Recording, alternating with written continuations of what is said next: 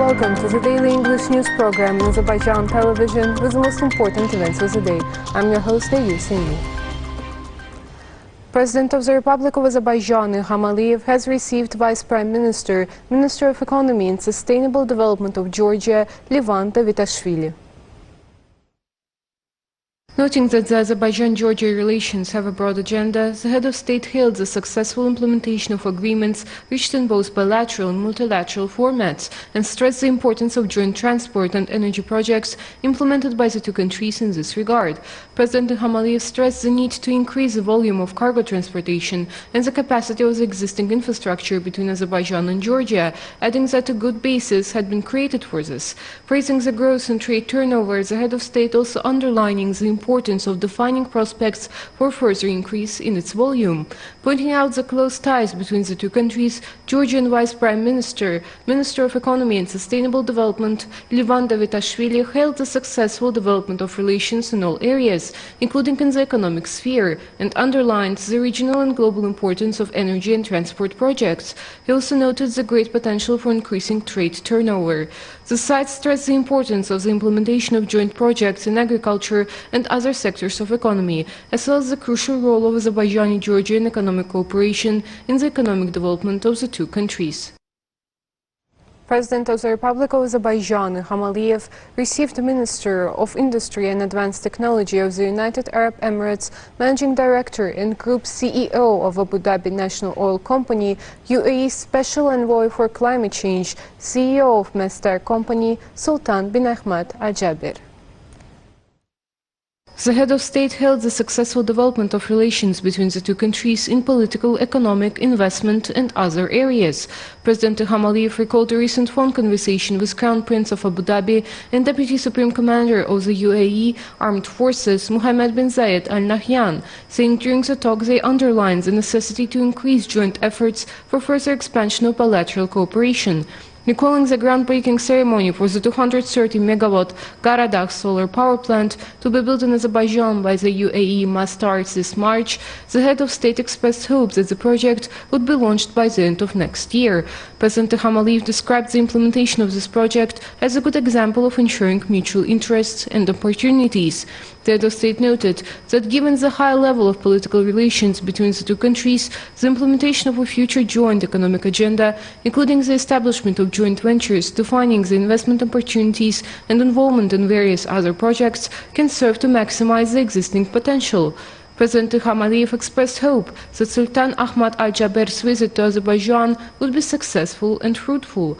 Expressing gratitude for the kind words, Sultan bin Ahmed Al Jaber extended greetings and best wishes of Vice President and Prime Minister of the United Arab Emirates, Emir of Dubai, Mohammed bin Rashid Al Maktoum, and Crown Prince of Abu Dhabi, Deputy Supreme Commander of Armed Forces of the United Arab Emirates, Mohammed bin Zayed Al Nahyan, to President Ilham.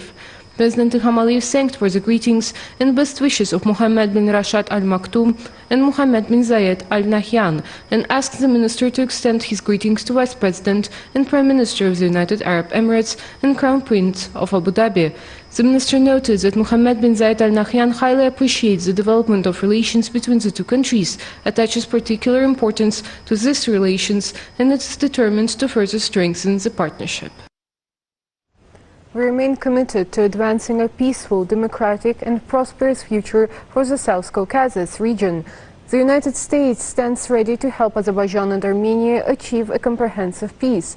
U.S. State Department spokesman Ned Price stated this at a regular briefing for journalists. He noted that the U.S. welcomed the April 6 meeting between Prime Minister Nikol Pashinyan and President Ilham in Brussels, including the positive momentum on preparations for peace talks and the formation of a bilateral commission on border delimitation. As Secretary of State Antony Blinken emphasized in calls he had with those two leaders the day before on April 5th, we continue to encourage further peace negotiations between Armenia and Azerbaijan, Ned Price said. Provision of units stationed in the liberated territories is at a high level. According to the Defense Ministry, under the instruction of the President of the Republic of Azerbaijan, Commander-in-Chief of the Armed Forces Ilham Aliyev, the tasks of organizing service and combat activities, improving comprehensive provision and social and living conditions of the units stationed in the liberated territories are being fulfilled in a planned manner. Modern military infrastructure facilities are being built and other necessary measures are being taken to further increase the combat capability of military personnel serving 24 hours a day in areas with harsh climatic conditions and difficult terrain, as well as to maintain a high level of combat readiness, maintaining a high level of technical performance of combat equipment and military vehicles, as well as their constant readiness for operation in accordance with seasonal requirements is ensured.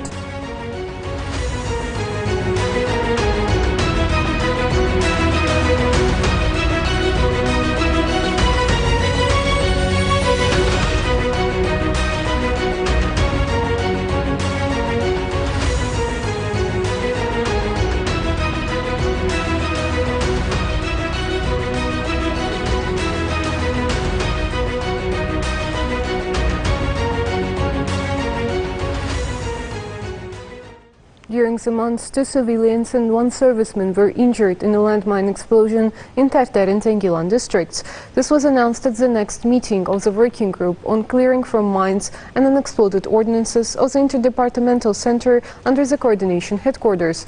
It was reported that 8,373 hectares of land have been cleared by the Mine Action Agency so far. Special units of the Ministry of Defense's engineering troops cleared 15,000 hectares. According to the action plan, 19 of the commissioned projects have already been completed, and work is underway on 14 projects. The number of mechanical mine clearing vehicles is increasing. By the end of this month, 13 Memat cars made in Turkey are expected to be delivered. The next plenary session of the Milli Meclis was held. The meeting discussed 14 issues on the agenda.